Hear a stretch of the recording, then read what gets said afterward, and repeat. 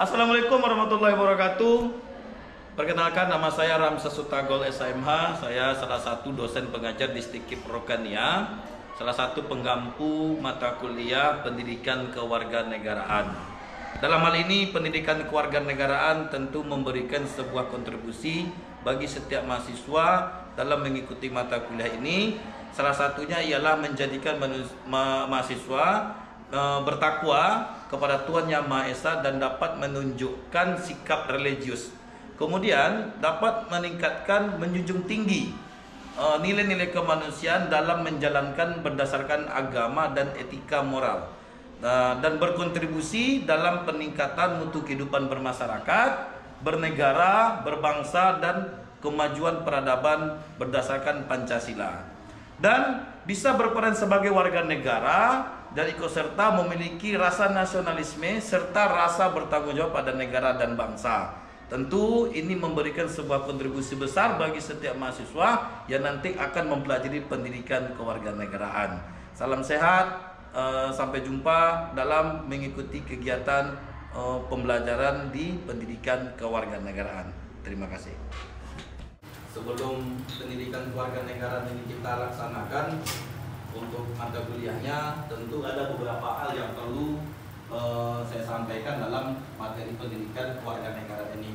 Ya, yang pertama adalah pendidikan kewarganegaraan ini adalah merupakan mata kuliah yang wajib diikuti oleh setiap universitas, ya, kampus terutama.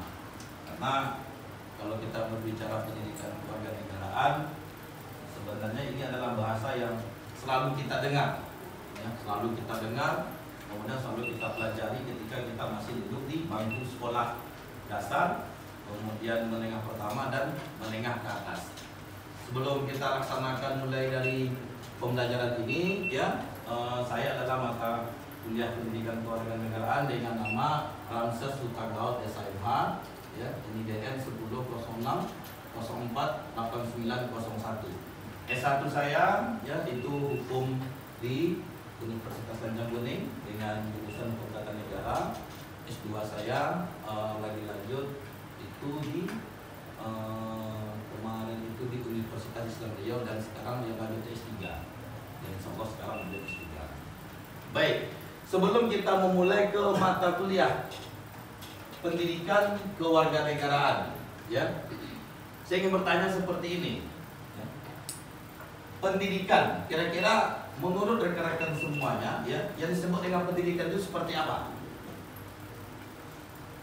Pendidikan, kira-kira, ya. Kata pendidikan ini selalu kita dengar, kata pendidikan selalu kita dengar, baik di tingkat sekolah sampai sekarang menempuh ke jenjang pendidikan universitas. Kira-kira pendidikan itu apa? Silakan. Kegiatan belajar mengajar. Kegiatan belajar dan mengajar. Ada lagi? Proses yang mengembangkan dan memperluas Ilmu. Ya, proses belajar mengajar mengembangkan ilmu. Ilmu apa? Ilmu pendidikan. Ya, yang kita laksanakan pada hari ini. Ya. Sebelum kita mulai pada pendidikan kewarganegaraan, ya, ada beberapa nanti prosedur dalam pendidikan kewarganegaraan yang harus kita pelajari.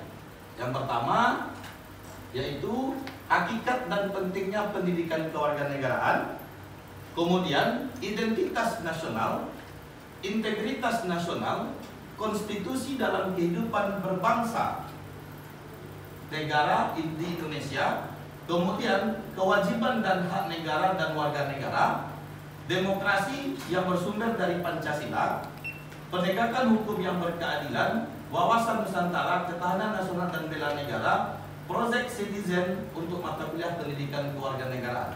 10 kategori dalam pendidikan kewarganegaraan ini merupakan hal penting untuk dipelajari sehingga mengetahui apa pentingnya pendidikan kewarganegaraan bagi kita. Ya, itu konteksnya. Jadi kalau kita berbicara, ya, perkuliahan pendidikan kewarganegaraan ini lebih kurang adalah mempelajari keindonesiaan kita. Ya, kenapa dibutuhkan kewarganegaraan ini bagi diri kita? Ya, karena kewarganegaraan ini berbicara terkait persoalan warga negara. Itu konteksnya.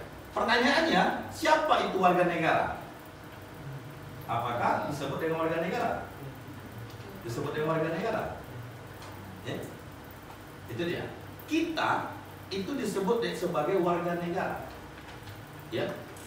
Kategorinya, kalau memang disebut sebagai warga negara, apa itu warga negara? Silakan. Ya. Apa itu warga negara? Sekarang saya mau tanya balik. Apakah you disebut dengan warga negara? Kenapa you mengatakan you adalah warga negara? Kenapa kamu mengatakan kamu warga negara? Apa itu warga negara? Ayo, ini selalu kita dengar.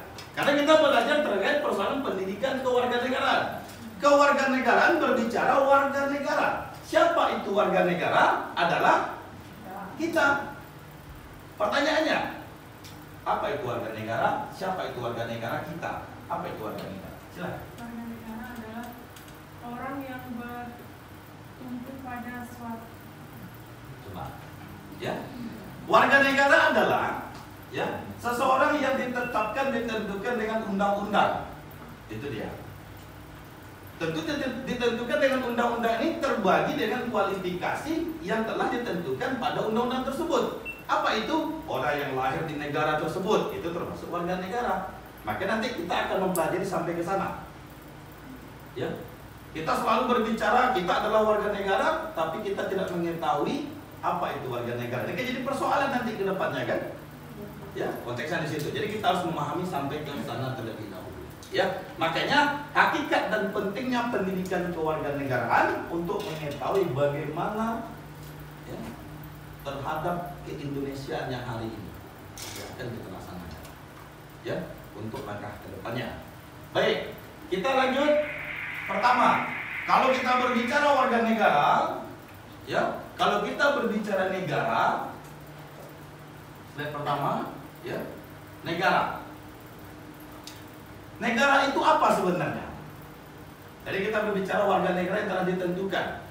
Ya, saya ingin mengambil sebuah contoh. Ya, negara ini adalah sebuah hal di mana tempat kita berada. Ya, jadi ibaratnya negara ini seperti handphone. Kalau handphone itu adalah bentuk merek handphonenya, tapi aplikasi di dalam handphone itu disebut dengan sistem. Jadi negara itu dan kita ada di dalam negara itu. Kita lah sistemnya. Ya, konteksnya seperti itu. Kemudian ya, negara harus memiliki organisasi kekuasaan. Ya, negara harus memiliki organisasi kekuasaan. Ya. Di mana organisasi kekuasaan itu terdiri dari lembaga-lembaga yang ada dalam suatu negara. Contoh, di sana ada unsur pemerintahannya yang disebut dengan eksekutif. Ya, kemudian disebut dengan legislatif yang disebut dengan yudikatif. Ya, ini termasuk organisasi kekuasaan dalam negara. Ya, unsur negara. Ya, unsur negara terbagi. Ya, yang pertama itu adanya wilayah. Jadi hal yang disebut dengan negara ya, harus memenuhi unsur wilayah. Wilayah ini disebut dengan batasan. Contoh, ya, Indonesia berbatasan dengan Papua Nugini. Ya, Kabupaten Rokan-Hulu berbatasan dengan Sumatera Utara, Sumatera Barat. Ini disebut dengan wilayah. Jadi ketentuan wilayah ini termasuk dalam unsur negara. Kemudian adanya rakyat. Ya, rakyat itu siapa? Kita. Ya. Dan lanjut adanya pemerintahan yang berdaulat, ya, dan pengakuan dari negara lain. Ya, ini yang disebut dengan unsur terbentuknya sebuah negara. Ya, konteksnya di situ. Jadi kita harus memahami terlebih dahulu negara adalah sebuah organisasi kekuasaan.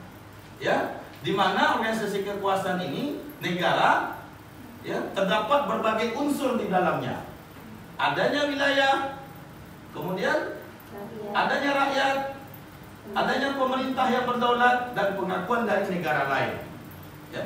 Kalau unsur ini tidak terpenuhi, maka tidak bisa dibentuk sebuah negara. Ya, paham ya? Paham ya? Jadi kita pahami dulu terkait apa yang disebut dengan negara dan bagaimana negara ini bisa terbentuk. Ya, konteksnya di situ. Baik. Hakikat pendidikan kewarganegaraan.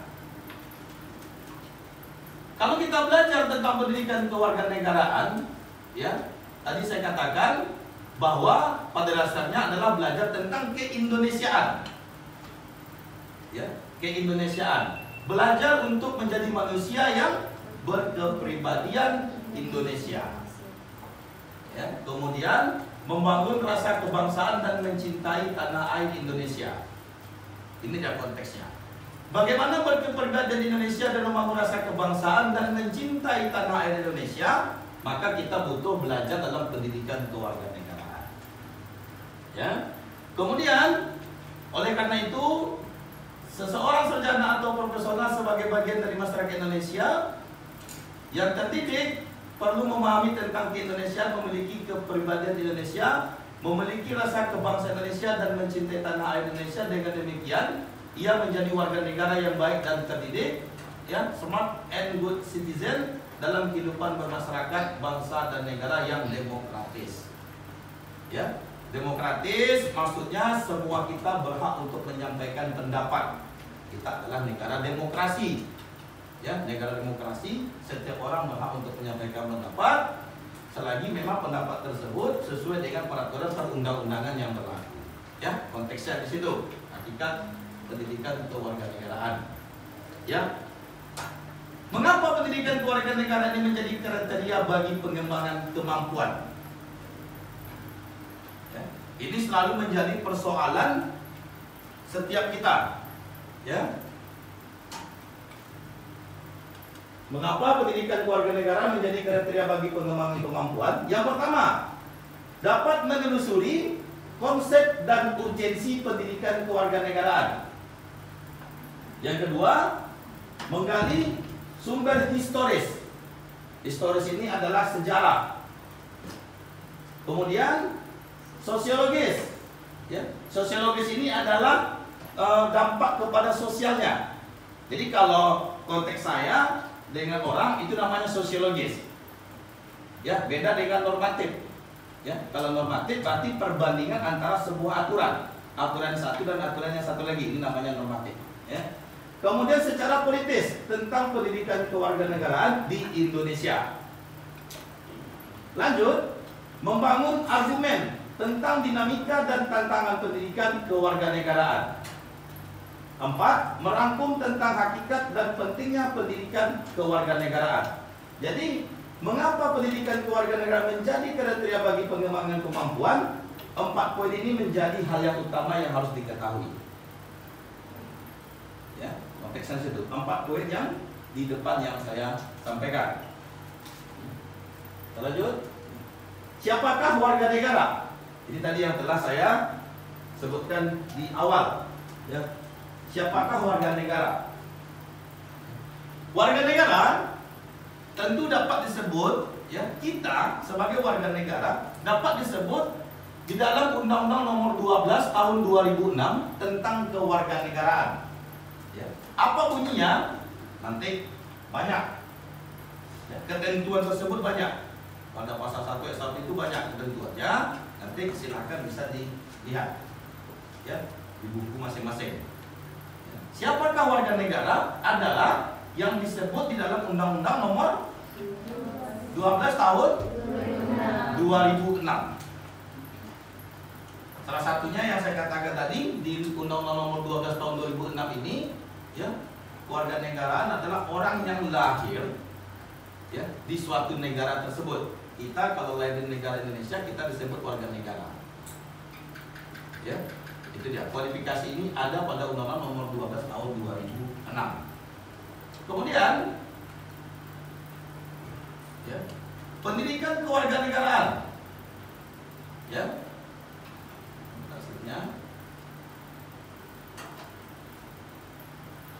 Pendidikan kewarganegaraan kewarganegaraan adalah pendidikan yang saya sampaikan tadi adalah usaha yang terencana yang mendapatkan kecerdasan. Ya, kecerdasan ini adalah kecerdasan yang berilmu. Ya, ini disebut dengan pendidikan. Ya. Kewarganegaraan adalah sebuah hal yang tidak bisa dilepaskan dengan warga negara terhadap Undang-Undang Nomor 12 Tahun 2006 Pasal 1 ayat 2. Ya, kalau di sini kita berbicara undang-undangnya, di sini kita berbicara pada pasal 1 ayat 2. Bagaimana kategori kewarganegaraan tersebut ada pada pasal 1 ayat 2. Ya. Jadi pendidikan kewarganegaraan itu apa sebenarnya? Ya.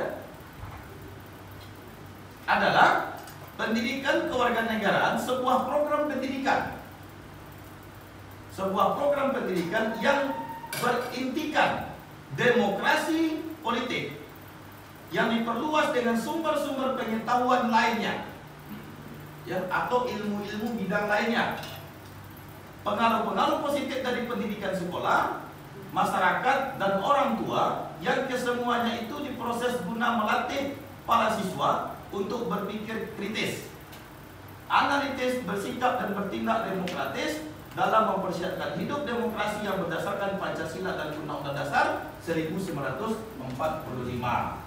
Ya, kalau kita berbicara terhadap aturan hukum, ya, berbicara terhadap Undang-Undang Dasar 1945, ya, ini sebagai pedoman daripada, ya, peraturan perundang-undangan kita. Jadi hierarki peraturan perundang-undangan itu, ya, ada kualifikasinya. Jadi ada undang-undang tertinggi, ada undang-undang terendah. Ya. Bagaimana hierarki peraturan perundang-undangan kita? Ya, yang pertama adalah Undang-Undang Dasar 1945. Ya. Dari mana penerbitan Undang-Undang Dasar 1945 itu? Ya, dari ideologi Pancasila.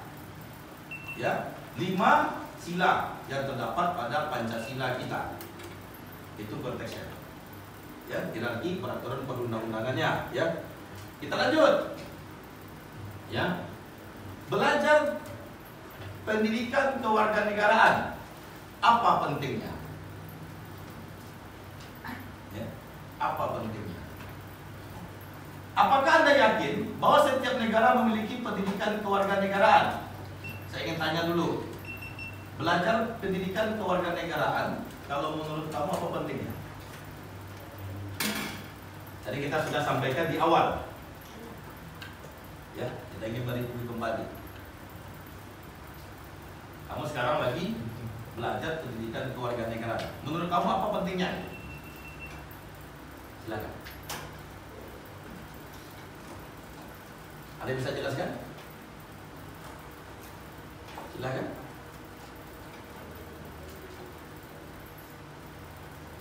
Ya. Tentu ini sangat penting. Ya, pentingnya adalah mengetahui, ya, bagaimana sistem, ya, keorganisasian yang ada di negara kita. Ya, pendidikan kewarganegaraan. Kemudian, apakah Anda yakin setiap kita, ya, bahwa setiap negara memiliki pendidikan kewarganegaraan? Jadi baik pun negara Indonesia, ya, negara luar, semua juga mempelajari terkait pendidikan kewarganegaraan. Cuman mata kuliahnya saja yang berbeda-beda. Ya, tetapi negara yang baik, ya, negara yang memang berkembang perlu mempelajari terkait pendidikan kewarganegaraan. Ya. Kemudian, ya, menyelenggarakan pendidikan kewarganegaraan kepada warga negaranya. Ya, jadi pendidikan kewarganegaraan ini lebih konteksnya itu adalah, ya, mempelajari terhadap warga negara, ya, dan ini diperlukan untuk warga negara itu sendiri. Konteksnya di situ. Lanjut, ya. Menggali sumber historis, sosiologis dan politik tentang pendidikan kewarganegaraan. Ya, jadi kalau kita berbicara terkait persoalan historis sumber dari pendidikan kewarganegaraan, saya bacakan, ya. Setelah Indonesia menyatakan kemerdekaan, melepaskan diri dari penjajahan, bangsa Indonesia masih harus berjuang mempertahankan kemerdekaan karena ternyata penjajah belum mengakui kemerdekaan dan belum ikhlas melepaskan Indonesia sebagai wilayah jajahannya. Oleh karena itu, periode pasca kemerdekaan Indonesia tahun 1945 ya, sampai saat ini bangsa Indonesia telah berusaha mengisi perjuangan mempertahankan kemerdekaan melalui berbagai cara, baik perjuangan fisik maupun setelah Indonesia menyatakan kemerdekaan melepaskan diri dari penjajahan. Bangsa Indonesia masih harus berjuang mempertahankan kemerdekaan karena ternyata penjajah belum mengakui kemerdekaan dan belum ikhlas melepaskan Indonesia sebagai wilayah jajahannya. Oleh karena itu, periode pasca kemerdekaan Indonesia ya 45 dan sampai sekarang ya, kita merasakan kemerdekaan, tetapi ada hal yang belum kita rasakan dalam kemerdekaan. Ya, yang selalu kita sebutkan dengan ekonomi, ya, pendidikan, sumber daya manusia. Ya, ini terkadang belum dirasakan. Kemudian adanya kemerdekaan yang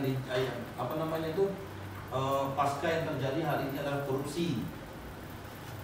Ya, ini kan termasuk dari penjajahan yang dilakukan oleh bangsa sendiri sebenarnya ya terhadap bangsa Indonesia ini.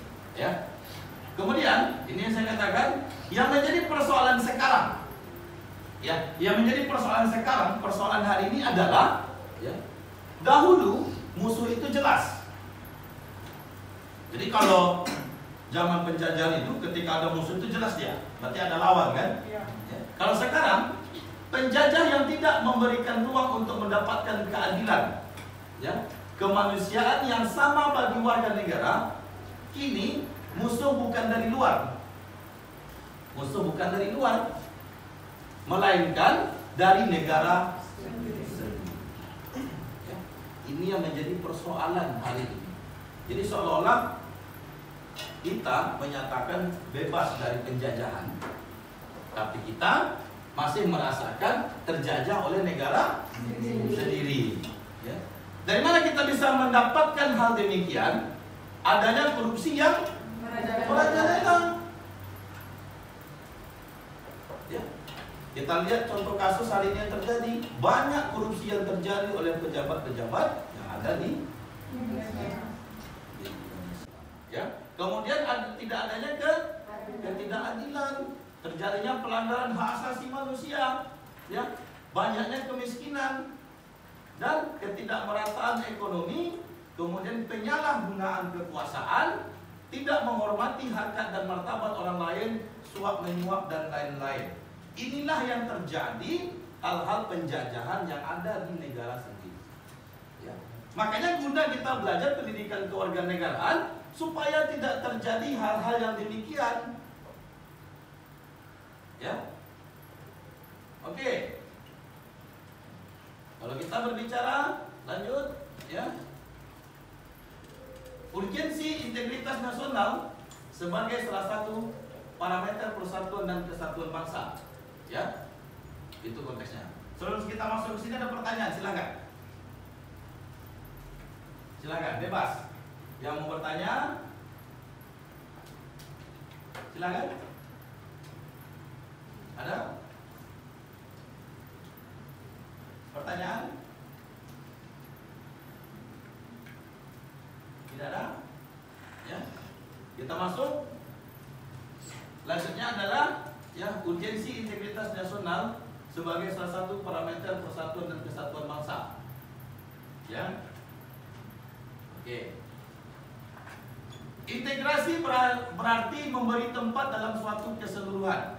Ya, dalam kamus buku bahasa Indonesia, integrasi berarti pembaruan hingga menjadi kesatuan yang bulat dan utuh. Ya, secara nasional berasal dari kata nation, ya, yang berarti bangsa sebagai persekutuan hidup manusia. Jadi integritas nasional ini, urgensi integritas nasional ini sangat dibutuhkan, atau integritas nasional ini sangat dibutuhkan untuk kita pelajari. Integrasi diri kita, ya, untuk mengembangkan negara yang kita cintai ini, ya, konteksnya di situ. Baik, sebelum kita masuk ke pertanyaan, ya, coba rekan-rekan buat dulu satu kelompok itu ada 3 orang. Coba silakan, satu kelompok ada 3 orang, ya. Silakan berhadapan saja. Silakan berhadapan, satu kelompok ada 3 orang.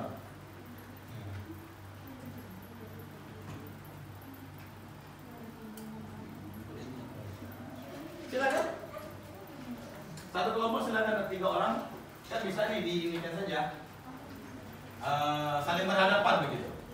Silakan, kursinya silakan dipindahkan. Ya.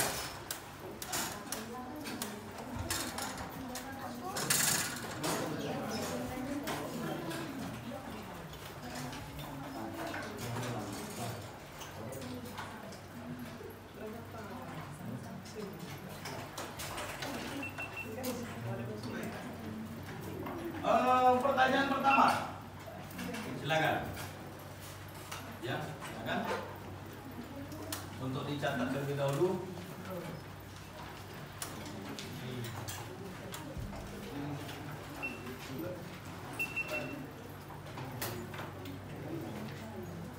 Bagaimana menurut saudara?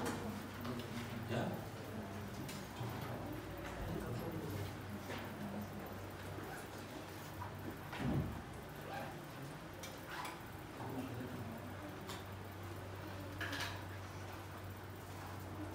Terhadap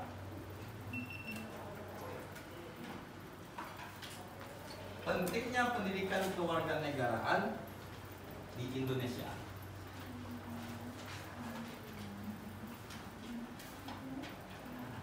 Silakan dijawab.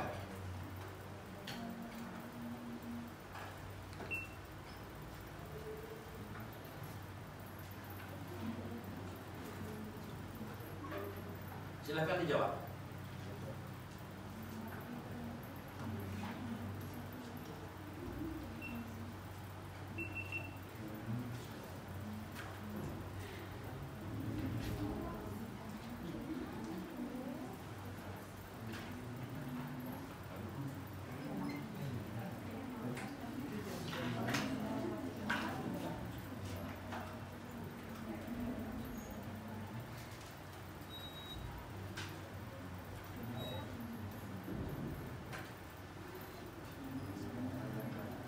Pentingnya pendidikan kewarganegaraan atau kewarganegaraan aja? Pendidikan kewarganegaraan.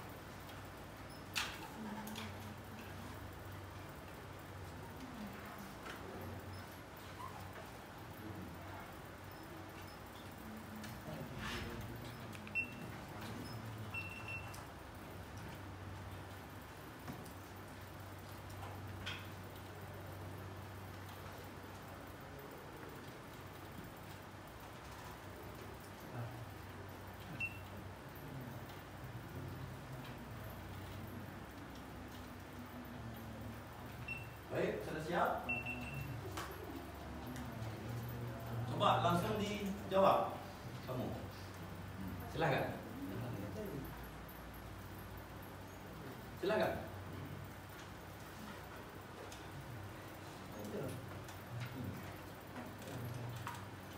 Kamu silakan.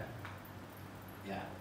Jadi pendidikan kewarganegaraan Indonesia sangat penting untuk membentuk warga negara yang sadar akan hak asasi manusia dan kewajibannya sebagai warga negara, serta menumbuhkan semangat patriotisme, cinta tanah air dan jiwa kewarganegaraan yang kuat. Jadi dengan pendidikan kewarganegaraan yang baik, warga negara dapat berperan dan mewujudkan pemerintahan yang demokratis, dan berdaulat. Silakan kamu. Silakan.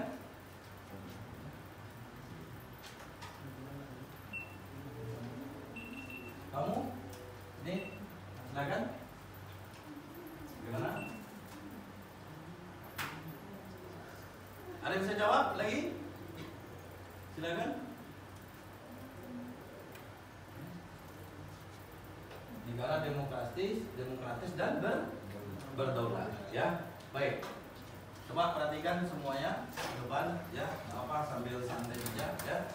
Kemudian ya, tadi saya menarik hak dari sana ya, karena berbicara hak tadi, ya berbicara hak, ya. Kalau kita berbicara hak, kewajiban dan hak negara dan warga negaranya ini pasti akan selalu ada check and balance, ya. Kita harus memahami apa-apa saja yang menjadi kewajiban kita terhadap negara dan apa saja yang menjadi hak kita yang harus kita terima dari negara. Ya, ini dia konteksnya. Negara adalah demokrasi yang bersumber pada kedaulatan rakyat dan bermusyawarah untuk mufakat. Ya, kita masukkan ke dalam slide yang selanjutnya. Ya.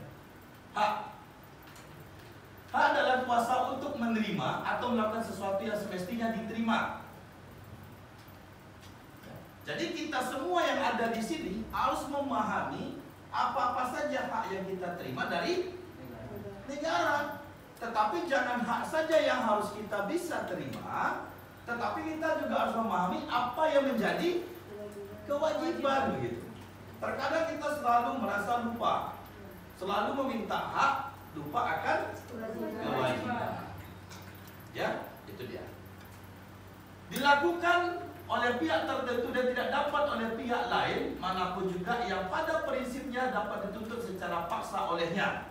Olehnya berarti kita. Ya. Kewajiban, wajib adalah beban untuk memberikan sesuatu yang semestinya dibiarkan atau diberikan oleh pihak tertentu, tidak dapat oleh pihak lain manapun yang pada prinsipnya dapat dituntut secara paksa oleh yang berkepentingan. Ya. Hak dan kewajiban warga negara. Ini dia. Kembali ke pribadi kita. Hak dan kewajiban warga negara merupakan wujud dari hubungan warga negara dengan negara. Hubungan warga negara kita, ya, kewarganegaraan mempelajari tentang warga negara. Warga negara adalah kita. Ya, ini dia.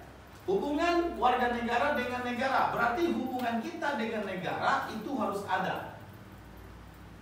Itu disebut dengan kewajiban dan hak warga negara.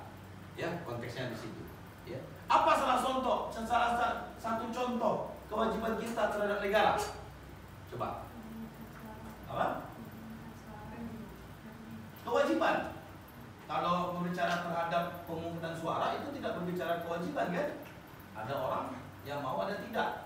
Tapi yang dipaksakan begitu apa? Hah? Menghormati Pancasila ada lagi. Yang paling simpel dan sederhana yang selalu dilakukan oleh warga negara apa? Menaati aturan. Pasti, ya, membayar Pajak. Benar nggak? Benar kan? Membayar pajak. Kalau pemungutan suara kita masuk kepada hak. Ya, paham ya? Pembayaran pajak. Kita diwajibkan untuk membayar pajak. Ya, diwajibkan. Kalau kita tidak membayar pajak, maka kita akan didenda. Ya, dan ini dilakukan setiap tahunnya. Ya. Kemudian itu merupakan kewajiban. Apa hak yang harus kita terima ketika kita telah melaksanakan kewajiban kita tersebut membayar pajak? Apa itu? Hah? Coba, ini kan selalu kita rasakan. Kita kan tadi diwajibkan untuk membayar pajak kepada negara, ya. Apa hak yang harus kita terima dari negara? Terhindar dari razia. Terhindar dari razia. Razia itu merupakan tugas daripada kepolisian. kepolisian atau aparat hukum. Ya, hak yang harus kita terima adalah mendapatkan sebenarnya ya kelayakan, salah satunya adalah jalan. Ya, kemudian apa lagi harus kita terima di sana? Ya, asuransi lainnya. Ya, kita akan membayar pajak. Salah satunya contoh adalah pajak kendaraan bermotor. Kita akan mendapatkan asuransi kan? Asuransi apa itu? Jasa raharja.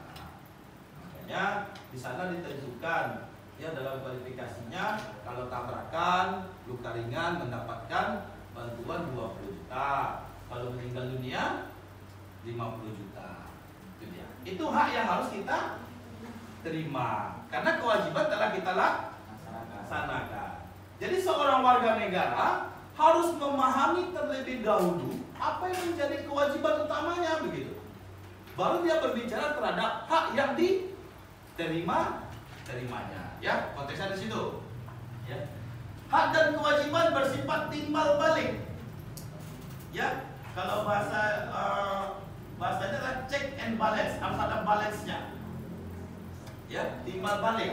Bahwa warga negara memiliki hak dan kewajiban terhadap negara, sebaliknya negara memiliki hak dan kewajiban terhadap warga negaranya. Nah, ini kategori ini harus dipahami semuanya. Yang poin nomor 2. Ya, ini dia. Kalau ini sudah dipahami, maka kita akan memahami kewajiban dan hak negara, warga negara dalam demokrasi yang bersumber pada kedaulatan rakyat dan musyawarah untuk mufakat. Ini dia. Ya, oke ya. Hak dan kewajiban warga negara ya di Indonesia diatur dalam Undang-Undang Dasar Negara Republik Indonesia 1945 ya, dari pasal 27 sampai 34. Ya, kita memiliki hak yang telah diatur oleh konstitusi negara kita. Ya, di sana dibunyikan apa salah satunya hak kita dibunyikan di sana? Hak untuk berserikat. Ya, kita semua ya bisa untuk berserikat, salah satunya adalah membuka ya partai politik, gabung terhadap partai politik. Ini kan termasuk hak berserikat yang diatur dalam Undang-Undang Dasar Negara Republik Indonesia dari pasal 27 sampai 34. Termasuk di dalamnya ada hak asasi manusia dan kewajiban dasar manusia. Pengaturan akan hak dan kewajiban tersebut bersifat garis besar yang penjabarannya dituangkan dalam suatu undang-undang. Kita masuk terhadap hak berbicara hak asasi manusia. Kalau kita hari ini berbicara hak asasi manusia, ya, kapan hak asasi manusia itu timbul? Coba. Ya. Apakah siapa namanya? Siapa? Reska. Apakah kamu memiliki hak asasi manusia pada diri kamu? Kapan itu timbul? Kapan itu ada? Ketika lahir, benar? Benar? Benar, ketika lahir. Jadi ketika kita lahir, hak asasi manusia itu timbul. Ya? Benar atau tidak? Coba. Iya. Iya. Silakan yang lain. Ya. Hak asasi manusia seseorang itu ada ketika dia masih di dalam kandungan ibunya. Ya, paham ya? Ketika dia masih berada di kandungan ibunya, hak asasi manusia itu telah ada. Makanya sebuah perbuatan kejahatan pidana yang dilakukan oleh seseorang membunuh anak dalam kandungannya yang disebut dengan aborsi, ini termasuk perbuatan yang melanggar aturan hukum. Ya, paham ya? Jadi bukan saja setelah kita lahir, tetapi ketika kita masih dalam kandungan, hak asasi kita sudah ada. Apa itu? Hak untuk hidup. Ya, hak untuk setelah kita hidup, hak untuk gimana? Hak untuk dipelihara. Kemudian hak untuk dibesarkan. Setelah dibesarkan, hak untuk mendapat pendidikan. Ini dia hari ini. Ya, paham ya? Itu dia. Jadi di sini kita berbicara berbicara ya pada hak dan kewajiban ya, terhadap hak asasi manusia. Konteksnya seperti itu. Baik, ada pertanyaan terhadap hal demikian? Hak dan kewajiban, silakan. Ada pertanyaan? Bertanya Pak. Boleh. Nama? Lagi Pak. Rani, silakan. Kan di sini ada hak Pak. Kalau seandainya kita tidak mendapatkan hak itu, kemanakah kita mengadukan tentang hak itu Pak? Contohnya kayak hak bertempat tinggal yang layak gitu kan Pak. Nah, kemana kita mengajukan hak kita itu Pak? Itu. Ya, baik. Kalau kita berbicara kemana yang harus kita lakukan apabila hak kita tidak terpenuhi, ya kita harus bertanya dulu. Kita ingin mempersoalkan ini kepada orang lain atau kepada negara? Kalau kepada negara, jelas jalurnya. Berarti harus mengajukan tuntutan. Kan begitu dia. Ya, harus mengajukan tuntutan. Ya, contoh, saya ingin katakan seperti ini. Apabila seseorang mendapatkan rumah layak huni, tetapi dia tidak mendapatkan rumah layak huni, untuk menentukan layak atau tidak layaknya, berarti ada unsur pemerintahan setempat. Konteksnya seperti itu. Apabila tidak masuk dalam kategori tersebut, ya tentu ini akan kita pertanyakan pada pemerintahnya. Berarti yang kita tuntut adalah pemerintahnya. Ya, what's happened? Kan? Kenapa ini terjadi? Ini kan jadi pertanyaan. Tidak mungkin yang kita tuntut orang lain begitu.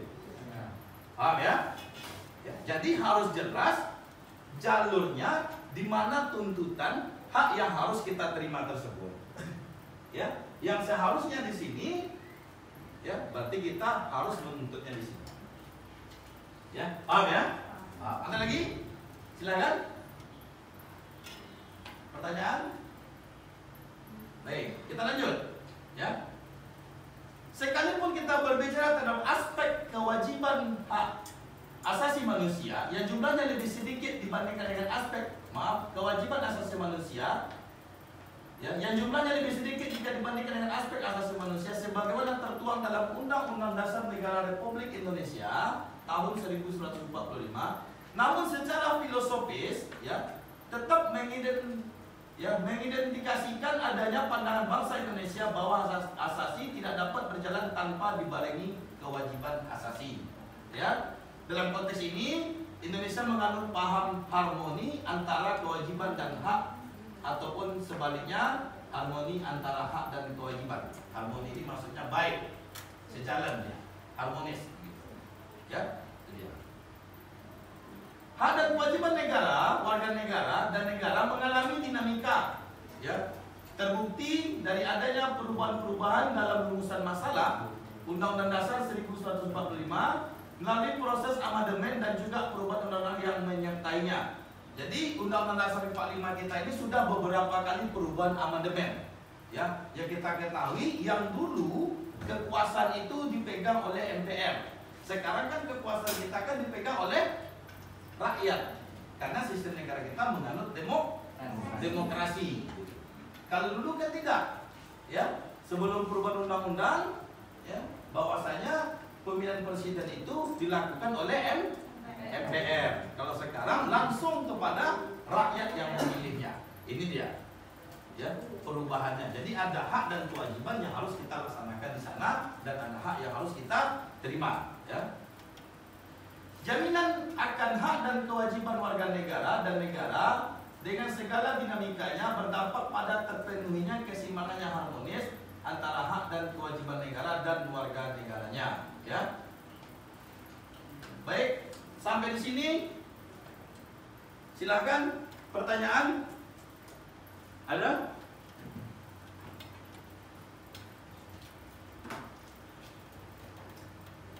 Silakan. Untuk sementara ya kita cukupkan dulu ya. Kita cukupkan untuk materi pembelajaran kewarganegaraannya. Akan kita lanjutkan di pertemuan selanjutnya. Jika kurang saya mohon maaf. Wabillahi taufiq wal hidayah. Assalamualaikum warahmatullahi wabarakatuh. Waalaikumsalam.